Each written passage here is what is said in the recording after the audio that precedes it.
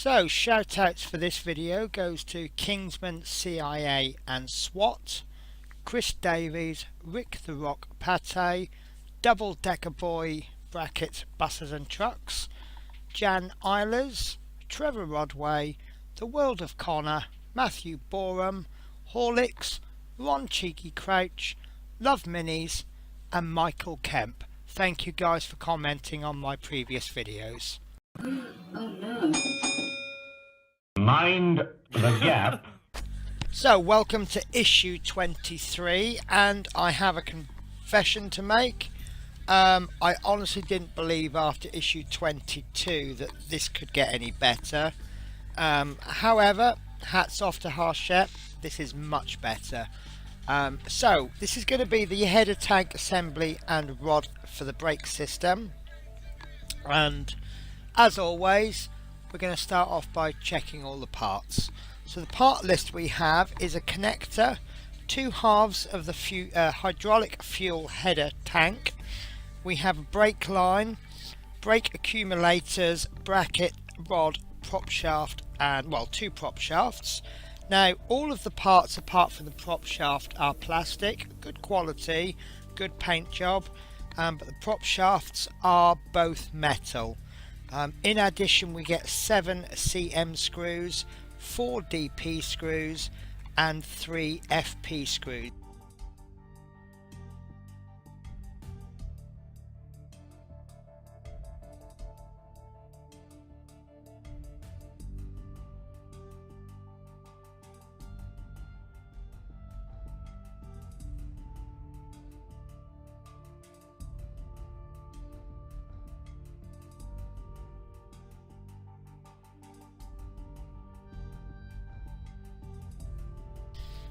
Okay, so I don't normally show the instructions on the video, but I did just want to show them this week to show you that they look very complicated. However, if you take your time and look at each stage, to be honest with you, I found this build fairly easy. Not the easiest build, but I don't think it needs to be complicated, and it won't be complicated if you actually just study the instructions. So my advice would be to actually look at the instructions before you even touch any of the parts, then go back and start to build them one stage at a time. Okay, so it's important to begin the build that you take the chassis and you need to line it up exactly as the diagram shows. And then what you will be doing is taking part 23E, which is the brake accumulators, and you need to just line those up so that the pointy bits are pointing towards the front of the bus, or to put another way, they're pointing away from the wheels that we've already assembled on the chassis. Okay, so we now need to attach that with 2 CM screws. And I would like to thank Dave Say and Dave Milne, who's given me the advice of just dipping the ends into washing up liquid, and that helps the screw goes into any metal a lot easier. And what I'm going to do is I'll just attach the screws just enough so that it actually bites and holds the piece in place. Once that's on and we know that's okay, we just check that the screws are okay. And then what we will do is we will continue to screw them in, and we will just turn just a couple of screws, a couple of revolutions on each screw until they're both in nice and firm, not too tight but just tight enough so that the part doesn't move about.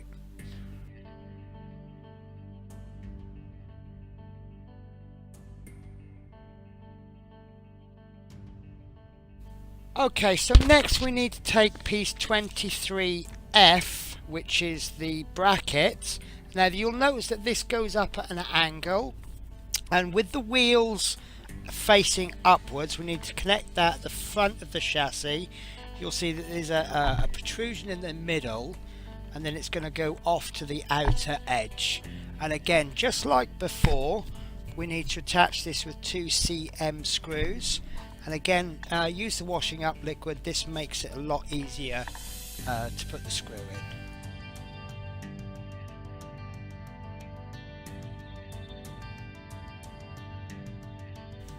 So for stage 3 we need to take 23B and 23C, which is the hydraulic fluid header tank parts, and we need to fasten these with DP screws.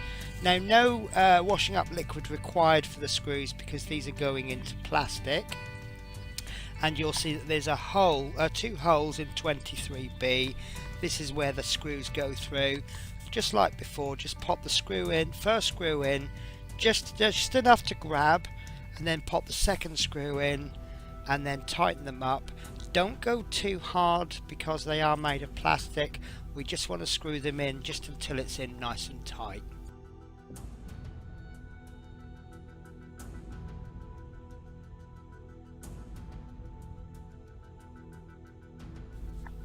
Okay, so once we've put that together, we then take that and we're going to attach that to two screw holes, which is located opposite the brake accumulators on the opposite side, and these will go in with 2 CM screws. Because they're metal screws going into metal, we will just add a touch of washing up liquid. Now I found this part very tricky to put in. This is because there isn't an awful lot of room in there to maneuver and to hold, but just do your best. You will need to turn the chassis over again to do it because the screw holes, screws will be coming in from the top. But once you've got the first one in, it's a little bit easier to get the second one in.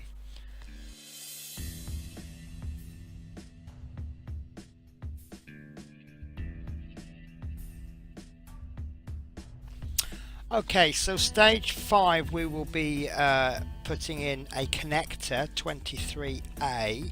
Now you will notice that there's a flat side. That flat side needs to go up. Now I wasn't sure what direction to put this into because it didn't actually state it in the magazine. So I actually decided to put it approximately 30 degrees from the bar, which is roughly the angle that the image shows in the magazine. And we're going to connect that in with a DP screw going into plastic.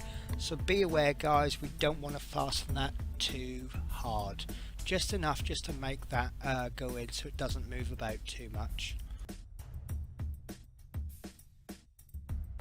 Okay, so we are now 2/3 of the way through this build, this week's issue, and what we're going to do next is we're going to connect 23G, which is the rod. We're going to connect that between parts 13I and 12I, which is obviously the parts that we got in issue 12 and 13.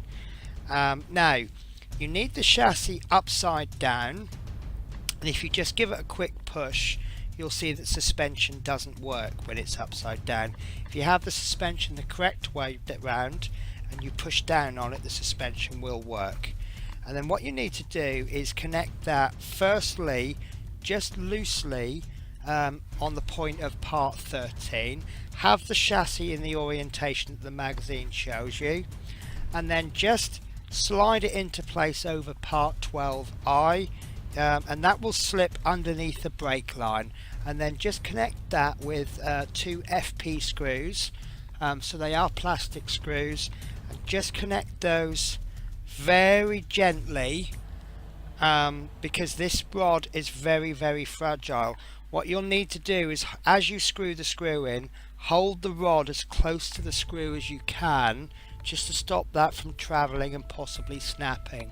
But do be careful, I can see plenty of these snapping.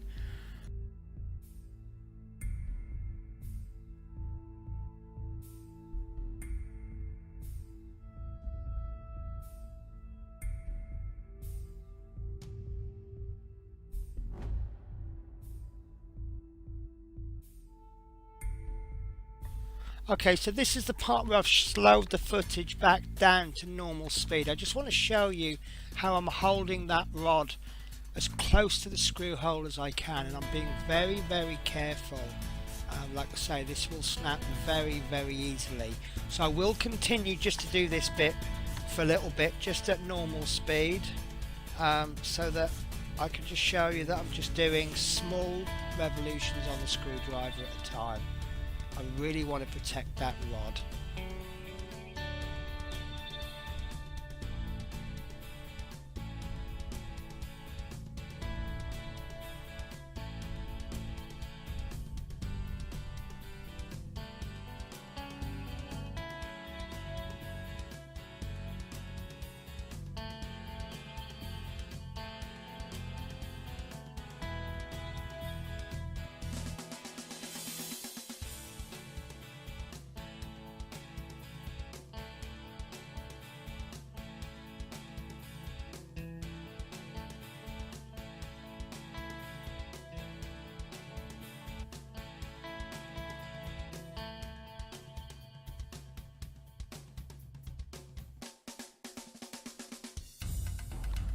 Okay, so for the final stage of this build, we need part 23D, which is the brake line.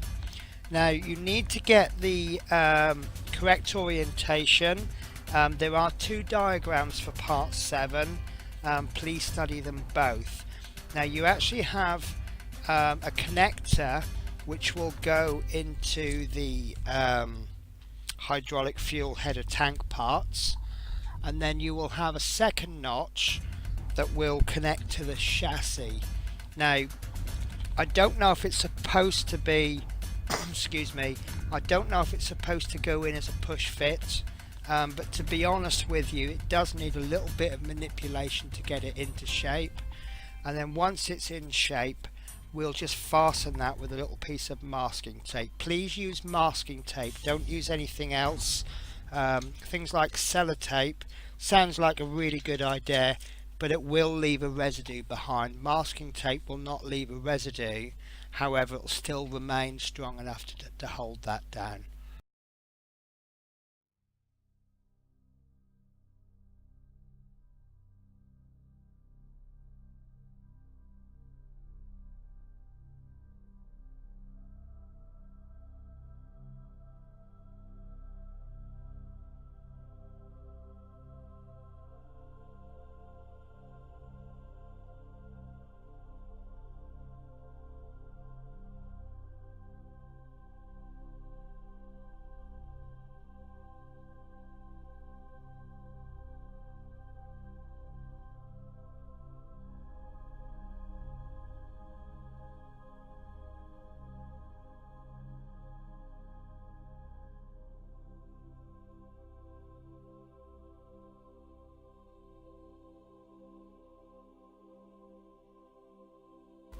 Okay, and that is the build complete for this week. Very technical build, lots to do this week. I really enjoyed it. This is the kind of build that I really like. Lots of small fiddly parts. I was actually confused at times, but I did really enjoy it. Now those that are quite observant will notice that there's two parts left over. That's 23H and 23I. These are prop shafts. Now these will be used in a later issue. Well, I hope they're going to be used in a later issue. They haven't said anything about them in this issue. So yeah, that's it guys. So I'll show you the assembly guide and the finished view, and then we will go into next week's part.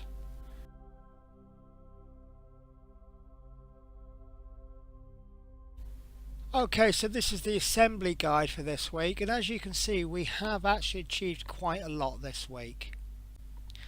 And this is the finished view. So if you've done it correctly, yours should look something like this.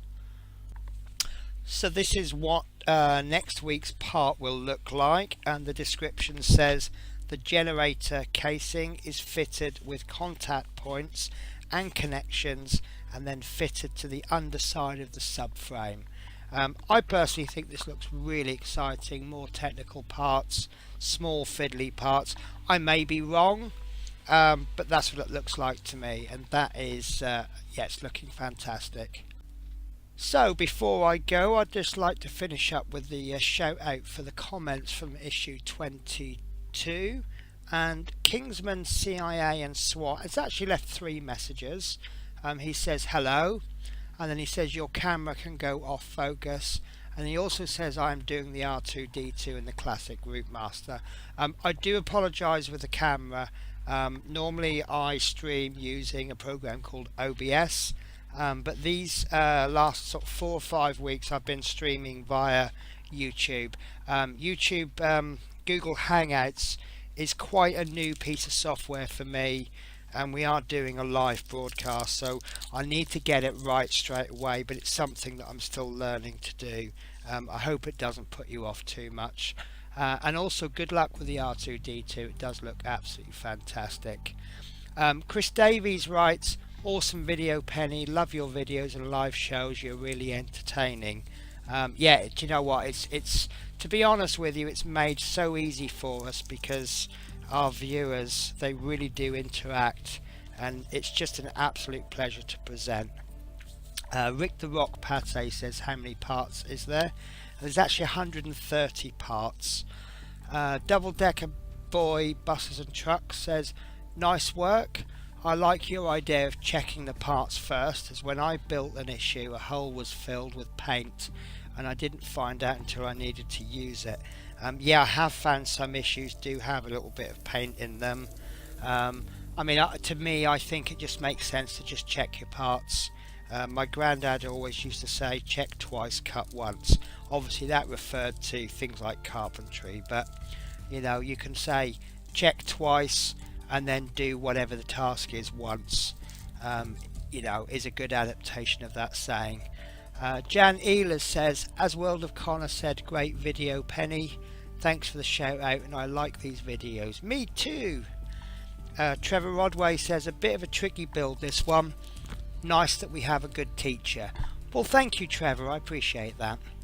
World of Connor says, as you can probably guess, great vid, Penny, thanks for the shout out, and I like these vids. Matthew Borum says, thanks for the shout out. Horlick said, really enjoyed the live, just a great community of people that we are surrounded in. Look forward to the next issues. Ron Cheeky Crouch says, enjoyed building this issue, looking forward to building the engine. Love Mini says, this build turned out to be a really good one. And then Michael Kemp writes, looking good, Penny. I'm still waiting for parts 19, 20, 21, 22 to come. Now, I received my 19, 20, 21 and 22 the day after I built issue 22, which would actually have been the day before last week's video came out. I'm hoping that Michael Kemp has received his parts now. I am starting to find that Hachette seems to have really improved their customer service now. The last 2 subscription packs that I've received have been received very, very quickly.